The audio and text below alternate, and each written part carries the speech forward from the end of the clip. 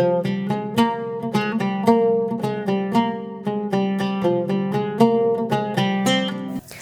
இன்றைக்கி 5 வகையான ரசம் ரெசிபி எப்படி செய்கிறதுன்னு தான் பார்க்க போகிறோம். இது ரொம்பவே உடலுக்கு ஆரோக்கியமானது, ரொம்பவே டேஸ்டியாகவும் இருக்கும். டெய்லி கூட நீங்கள் ஒவ்வொரு ரசம் வெரைட்டியாக வச்சு தரலாம். வீட்டில் இருக்கவங்க எல்லாரும் என்ஜாய் பண்ணி சாப்பிடுவாங்க. ஹாய் ஃப்ரெண்ட்ஸ், என் பேர் Abhi. Welcome to Indian recipes Tamil. வீடியோக்குள்ளே போகிறதுக்கு முன்னாடி நம்ம சேனல் இந்தியன் ரெசிபீஸ் தமிழை சப்ஸ்கிரைப் பண்ணிக்கோங்க. கூடவே இருக்க பெல் சிம்பலையும் கிளிக் பண்ணிக்கோங்க.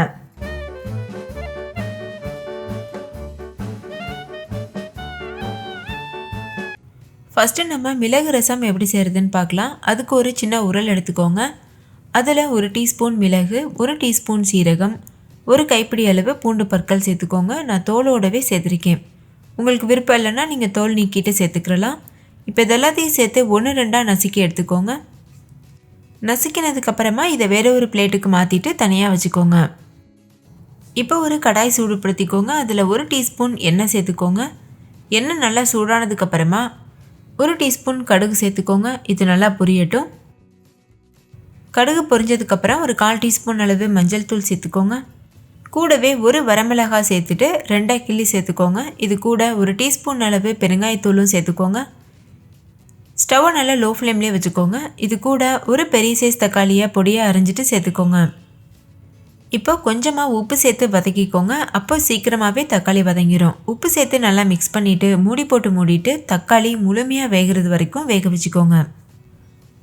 தக்காளி நல்லா மசிஞ்சு வெந்து வரணும், அது வரைக்கும் நம்ம வேக வச்சுக்கணும். இப்போ மூடியாச்சு. ஸ்டவ் லோ ஃப்ளேம்லேயே இருக்கட்டும். இப்போ பாருங்கள், தக்காளி முழுமையாக வெந்துடுச்சு. நல்லா மசிஞ்சு வெந்திருக்குல்ல, இது கரெக்டான கன்சிஸ்டன்சி. இந்த ஸ்டேஜில் கரண்டி வச்சு இது போல் நல்லா மசிச்சுக்கோங்க. மசிச்சதுக்கப்புறமா இது கூட ஏற்கனவே நுணுக்கி வச்சுருக்க பொருட்களையும் சேர்த்துட்டு இது கூடவே புளி கரைசல் சேர்த்துக்கோங்க. நான் ஒரு சின்ன எலுமிச்சம்பழ அளவு புளியை 1/2 மணி நேரம் தண்ணியில் ஊற வச்சுருந்தேன். அதை இப்போ கரைச்சிட்டு வடிச்சிட்டு சேர்த்துருக்கேன். சேர்த்து நல்லா மிக்ஸ் பண்ணிக்கோங்க. இந்த ஸ்டேஜில் உங்களுக்கு உப்பு தேவைன்னா நீங்கள் செக் பண்ணி பார்த்துட்டு உப்பு சேர்த்துக்கிறலாம். தேவையான அளவுக்கு உப்பு சேர்த்துக்கோங்க. இப்போ இது கூட ஒரு கொத்து கருவேப்பிலை சேர்த்துக்கோங்க. கூடவே ஒரு கைப்பிடி அளவு கொத்தமல்லி இலைகளை 1-2 கட் பண்ணிவிட்டு சேர்த்துக்கோங்க. சேர்த்துட்டு நல்லா கலந்துட்டு ஸ்டவ்வை மீடியம் ஃப்ளேம்லேயே வச்சுட்டு இந்த ரசம் லேசாக நுரக்கட்டி வரட்டும். அதுக்கப்புறமா நம்ம ஸ்டவ் ஆஃப் பண்ணிடலாம். இப்போ பாருங்கள், ரசம் நல்லா நுரக்கட்டி வந்துடுச்சு. இந்த ஸ்டேஜில் நல்லா இது போல் கலந்துட்டு ஸ்டவ் ஆஃப் பண்ணிவிட்டு நம்ம சுட சர்வ் பண்ணலாம். ரசம் கொதிச்சிடக்கூடாது. கொதிச்சிருச்சுன்னா அந்தளவுக்கு டேஸ்ட் இருக்காது. ஸோ இப்போவே நம்ம ஸ்டவ் ஆஃப் பண்ணிடலாம். அடுத்து நம்ம எலுமிச்சை ரசம் எப்படி செய்கிறதுன்னு பார்க்கலாம். இது ரொம்ப டேஸ்டியாக இருக்கும். அதுக்கு ஒரு கடாயில் 1 தக்காளி பொடியாக கட் பண்ணி சேர்த்துக்கோங்க. ஒரு துண்டு இஞ்சி தோல் நீக்கிட்டு பொடியாக கட் பண்ணி சேர்த்துட்டு இது கூடவே 1 பச்சை மிளகாய் கீரி சேர்த்துக்கோங்க. ஒரு கொத்து கருவேப்பிலையும் சேர்த்துக்கோங்க. கூடவே 1 கைப்பிடி அளவு கொத்தமல்லி இலைகளை 1-2 கட் பண்ணிவிட்டு சேர்த்துட்டு இது முங்குறது அளவுக்கு தண்ணி சேர்த்துக்கோங்க. எந்த அளவுக்கு தண்ணி தேவையோ அந்த அளவுக்கு நீங்கள் தண்ணி சேர்த்துக்கிறலாம். நான் 1.5 கப் அளவு தண்ணி சேர்த்துருக்கேன். இது கூடவே ஒரு 1/4 டீஸ்பூன் அளவுக்கு மஞ்சள் தூளும் சேர்த்துட்டு நல்லா இதை கலந்துக்கோங்க. நல்லா மிக்ஸ் பண்ணதுக்கப்புறமா ஸ்டவ் ஹை ஃப்ளேமில் வச்சுட்டு இதை நல்லா கொதிக்க வச்சுக்கோங்க. இப்போ பாருங்கள், ரசம் நல்லா கொதிச்சு வந்துருச்சு. தக்காளியெல்லாம் நல்லா மசிஞ்சு வந்திருக்கு. இந்த ரசத்துக்கு நல்லா பழுத்த தக்காளி சேர்த்துக்கோங்க. அப்போ தான் நல்லா சீக்கிரமாக வேகும், டேஸ்ட்டும் நல்லாயிருக்கும். இந்த ஸ்டேஜில் உங்களுக்கு எந்த அளவுக்கு உப்பு தேவையோ அந்த அளவுக்கு உப்பு சேர்த்துக்கிறலாம். அதே போல் தக்காளியவும் நல்லா கரண்டி வச்சு மசிச்சு விட்டுக்கலாம். இப்போ ஸ்டவ்வை முழுமையாக லோ ஃப்ளேமில் வச்சுட்டு வேக வச்சு மசித்த பருப்பு ஒரு 1/4 கப் அளவு சேர்த்துக்கோங்க. நான் துவரம் பருப்பு சேர்த்துருக்கேன். சேர்த்துட்டு இதையும் நல்லா மிக்ஸ் பண்ணிக்கோங்க. இந்த ஸ்டேஜில் உப்பு செக் பண்ணிவிட்டு தேவையான அளவு உப்பு சேர்த்து நல்லா மிக்ஸ் பண்ணிக்கோங்க. இப்போ பாருங்கள், இது நல்லா கொதி வர ஆரம்பிச்சிருச்சு. இதில் தேவையான அளவு தண்ணி சேர்த்துட்டு நல்லா இதை கொதிக்க வச்சுக்கோங்க. இப்போ இது நல்லா கொதிக்க ஆரம்பிச்சிருச்சு. இது ஒரு ஓரமாக இருக்கட்டும். அடுத்து நம்ம இந்த ரசத்தை தாளித்து கொட்ட போகிறோம். அதுக்கு ஒரு தடுக்கா பேன் சூடுபடுத்திக்கோங்க. அதில் 1 டீஸ்பூன் அளவு எண்ணெய் சேர்த்துக்கோங்க. எண்ணெய் நல்லா சூடானதும் 1 டீஸ்பூன் கடுகு, 1 டீஸ்பூன் சீரகம், 2 வரமிளகாய் சின்னதாக கிள்ளி சேர்த்துக்கோங்க. ஒரு 1/2 டீஸ்பூன் அளவு பெருங்காயத்தூள் சேர்த்துட்டு இது எல்லாத்தையும் நம்ம கொதிக்க வச்சுருக்க ரசத்தை கூட சேர்த்துட்டு நல்லா மிக்ஸ் பண்ணிவிட்டு ஸ்டவ் ஆஃப் பண்ணிடுங்க. இப்போ ரசம் ஓரளவு வெதுவெதுப்பான சூடு வந்ததும் லெமன் ஜூஸ் சேர்த்துக்கோங்க. நான் ஒரு முழு எலுமிச்சம்பழத்தோட சாறு சேர்த்துருக்கேன். சேர்த்ததுக்கப்புறமா நல்லா கலந்துட்டு கடைசியாக இதில் அலங்காரத்துக்காக தேங்காய் துருவல் கொஞ்சமாக சேர்த்துக்கோங்க. இது முற்றிலும் ஆப்ஷனல், உங்களுக்கு விருப்பம் இருந்தால் சேர்த்துக்கோங்க. இது கூடவே 2-3 கொத்தமல்லி இலைகளும் அலங்காரத்துக்காக சேர்த்துட்டு நல்லா கலந்துட்டு இதை நம்ம இப்போ சர்வ் பண்ணிடலாம். நம்மளோட லெமன் ரசம் தயாராகிருச்சு. அடுத்து நம்ம தக்காளி ரசம் எப்படி செய்கிறதுன்னு பார்க்கலாம். ஒரு மிக்ஸி ஜார் எடுத்துக்கோங்க. அதில் ஒரு கைப்பிடி அளவு பூண்டு பற்கள், கூடவே ஒரு கொத்து கறிவேப்பிலை, 3 பச்சை மிளகாய், 1 டீஸ்பூன் சீரகம், 1 டீஸ்பூன் மிளகு இதெல்லாம் சேர்த்துக்கோங்க. இது கூடவே மல்லி விதை வந்து சேர்த்துக்கோங்க. முழு மல்லி விதை இருக்குல்ல அது. 1 டீஸ்பூன் அளவு மல்லி விதை சேர்த்துட்டு இதெல்லாத்தையும் சேர்த்து நல்லா குறப்பாக அரைச்சிக்கோங்க. ரொம்ப ஃபைன் பேஸ்ட்டாக அரைச்சிடக்கூடாது. குறப்பாக அரைச்சா தான் டேஸ்ட்டாக இருக்கும். இப்போ இது ஒரு உரமாக இருக்கட்டும். இப்போ ஒரு கடாய் சூடுபடுத்திட்டு அதில் 1 டீஸ்பூன் அளவு எண்ணெய் சேர்த்துக்கோங்க. எண்ணெய் நல்லா சூடாகட்டும். இது கூடவே 1 டீஸ்பூன் நெய்யும் சேர்த்துக்கோங்க. நெய் சேர்த்து பண்ணும்போது ரசம் நல்லா மணமாக இருக்கும். எண்ணெய் சூடானதும் 1 டீஸ்பூன் கடுகு உளுத்தம்பருப்பு சேர்த்துக்கோங்க. கடுகு உளுத்தம்பருப்பு நல்லா வெடித்ததுக்கப்புறமா 2 சிகப்பு மிளகாயை இது போல் கிள்ளிட்டு சேர்த்துக்கோங்க.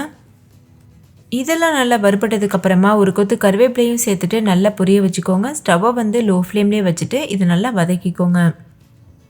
இப்போ இது கூட நம்ம ஏற்கனவே குறப்பாக அரைச்சி வச்சுருக்கோம்ல பேஸ்ட், அதை வந்து சேர்த்துக்கோங்க.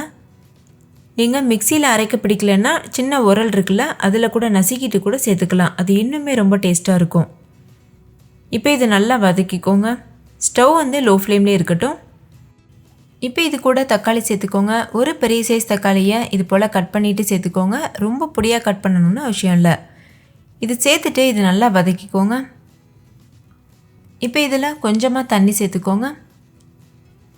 தேவையான அளவு தண்ணி சேர்த்துட்டு நல்லா இதை வதக்கிக்கோங்க. தண்ணி சேர்த்து வதக்கும்போது அடிப்பிடிக்காமல் இருக்கும். கொஞ்சமாக உப்பு சேர்த்து வதக்கும்போது தக்காளி சீக்கிரமாகவே வதங்கிடும். நான் ஒரு 1 டீஸ்பூன் அளவு உப்பு சேர்த்துருக்கேன். இப்போ இதை நல்லா மிக்ஸ் பண்ணிக்கோங்க. தக்காளி நல்லா வதங்கினதுக்கப்புறமா இது கூட கொத்தமல்லி இலைகள் சேர்த்துக்கோங்க. 1-2 கட் பண்ணிவிட்டு சேர்த்துக்கோங்க. கொத்தமல்லி சேர்த்து நல்லா வதக்கிக்கோங்க. கொத்தமல்லியை காம்போடவே சேர்க்கணும், அப்போ தான் நல்ல மணமாக இருக்கும். இப்போ இது கூட புளி கரைசல் சேர்த்துக்கோங்க. புளியை அரை மணி நேரமாக தண்ணியில் ஊற வச்சுட்டு அதுக்கப்புறமா கரைச்சிட்டு சேர்த்துக்கோங்க. நான் வந்து 1 லெமன் சைஸ் அளவு புளி எடுத்து தண்ணியில் அரை மணி நேரம் ஊற வச்சு கரைச்சி வச்சுருந்தேன். அதை இப்போ சேர்த்துருக்கேன். நம்ம இதில் தக்காளி கம்மியாக சேர்த்துருக்கிறதுனால புளி கொஞ்சம் அதிகமாக தான் செலவாகும். இப்போ இதில் தேவையான அளவு தண்ணியும் சேர்த்துட்டு நல்லா கலந்துக்கோங்க. இந்த ஸ்டேஜில் உப்பு பத்தலைன்னா உப்பு சேர்த்துட்டு நல்லா மிக்ஸ் பண்ணிக்கோங்க. இப்போ இதில் ஒரு 1/4 டீஸ்பூன் அளவு மஞ்சள் தூள் சேர்த்துக்கோங்க. 1/4 டீஸ்பூன் அளவு பெருங்காயத்தூள் சேர்த்துக்கோங்க.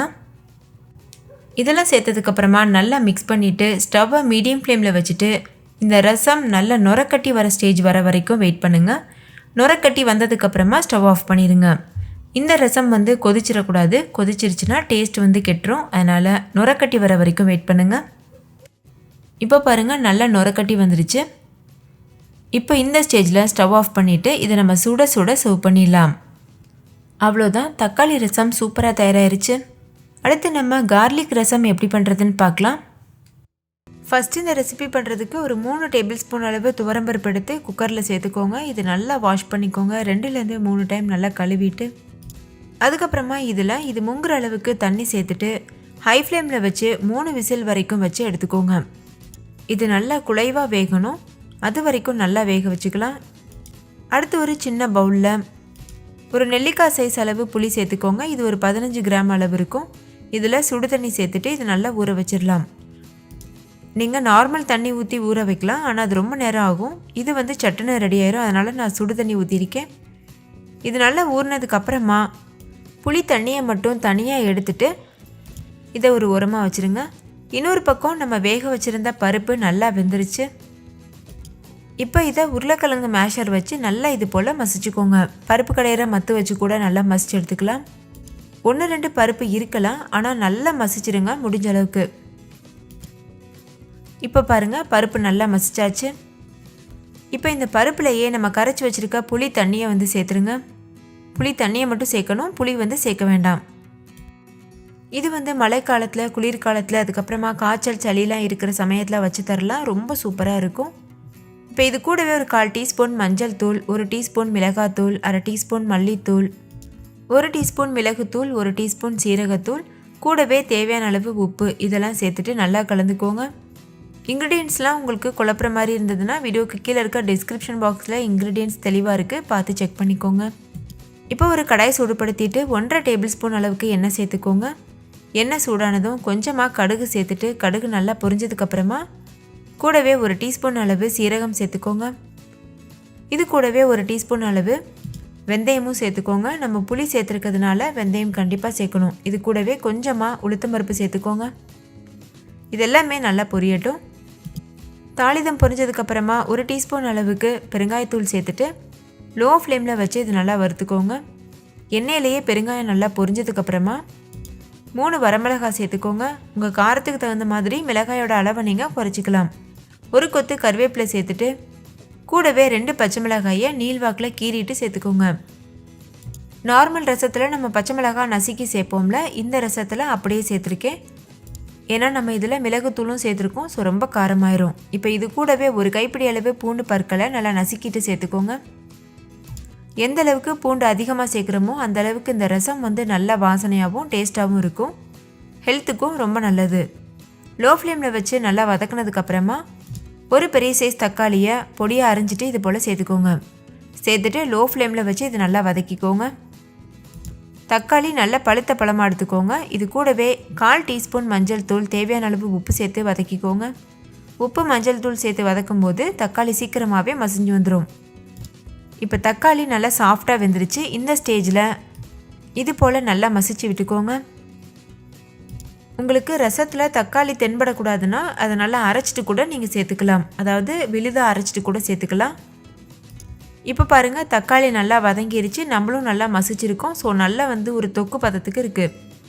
இந்த ஸ்டேஜில் நம்ம ஏற்கனவே கரைச்சி வச்சுருக்கோம்ல புளி, அதுக்கப்புறம் அந்த பருப்பு, இதெல்லாம் அதை வந்து இது கூட சேர்த்துட்டு லோ ஃப்ளேமில் வச்சு நல்லா இதை கலந்துக்கோங்க. இது கூடவே தேவையான அளவு தண்ணியும் சேர்த்துருங்க.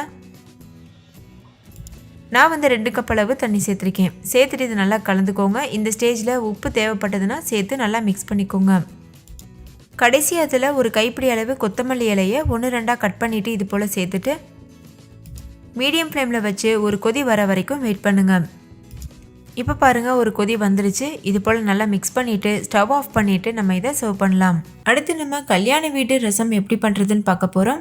ஃபஸ்ட்டு இந்த ரெசிபி பண்ணுறதுக்கு ஒரு சின்ன பவுல் எடுத்துக்கோங்க. அதில் 1 எலுமிச்சம்பழம் அளவுக்கு புளி எடுத்துக்கோங்க. இப்போ 1 கப் அளவு தண்ணி சேர்த்துட்டு இதை நல்லா ஒரு அரை மணி நேரம் ஊற வச்சுருங்க. இது ஒரு பக்கம் ஊறட்டும். இன்னொரு பக்கம் நம்ம வறுத்து அரைக்கிறதுக்கு மசாலா வந்து ரெடி பண்ணணும். அதுக்கு ஒரு சின்ன கடாய் வந்து சூடுபடுத்திக்கோங்க. அதில் 1/4 டீஸ்பூன் அளவு பெருங்காயத்தூள், 2 டீஸ்பூன் அளவு துவரம்பருப்பு, 2 டீஸ்பூன் மிளகு, 1 டீஸ்பூன் சீரகம், 1/2 டீஸ்பூன் மல்லி, 1 கொத்து கருவேப்பிலை, 2-3 வரமிளகாய், 1/4 டீஸ்பூன் அளவு வெந்தயம். எல்லாமே வந்து நான் இந்த ஸ்பூனில் தான் அளந்திருக்கேன். ஸோ சின்ன டீஸ்பூன் வச்சுருப்போம்ல வீட்டில், அதை எடுத்துகிட்டு அளந்துக்கோங்க. இப்போ இதை வந்து மிதமான தீயில வச்சுட்டு இதை நல்லா வறுத்துக்கோங்க. லேசாக இது கலர் சேஞ்ச் ஆனால் போதும், முழுமையாக வறுப்படணும்னு அவசியம் இல்லை. இப்போ பாருங்கள், இது முழுமையாக வறுபட்டுருச்சு. இந்த டைமில் ஸ்டவ் ஆஃப் பண்ணிடுங்க. ஸ்டவ் ஆஃப் பண்ணிவிட்டு இதை நல்லா ஆற வச்சுருங்க. ஆறுனதுக்கு அப்புறமா ஒரு மிக்சி ஜாரில் சேர்த்துட்டு இதை நல்லா வந்து அரைச்சிக்க போகிறோம். இப்போ மிக்சி ஜாரில் சேர்த்தாச்சு. அரைச்ச பொடியை வேறு ஒரு பாத்திரத்தில் மாற்றி வச்சுருங்க.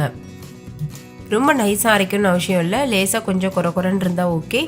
அடுத்து ஒரு 3 தக்காளி பழத்தை மிக்சி ஜாரில் போட்டு குறப்பாக அரைச்சி தனியாக அதையும் வச்சுருங்க. அடுத்து ஒரு கடாய் சூடுபடுத்திக்கோங்க. அதில் 1 டீஸ்பூன் நெய் சேர்த்துக்கோங்க. கடுகு, உளுத்தம்பருப்பு, வெந்தயம் இதெல்லாம் சேர்த்து தாளிச்சிக்கோங்க. கொஞ்சம் போல் கருவேப்பிலையும் சேர்த்து நல்லா பொரிய விட்டுருங்க. இப்போ இதில் 2 பச்சை மிளகாய், 2 வரமிளகாய் அதையும் சேர்த்துட்டு கூடவே ஒரு கைப்பிடி அளவு பூண்டை லேசாக வந்து தட்டி வச்சுருக்கேன், அதையும் சேர்த்துருக்கேன்.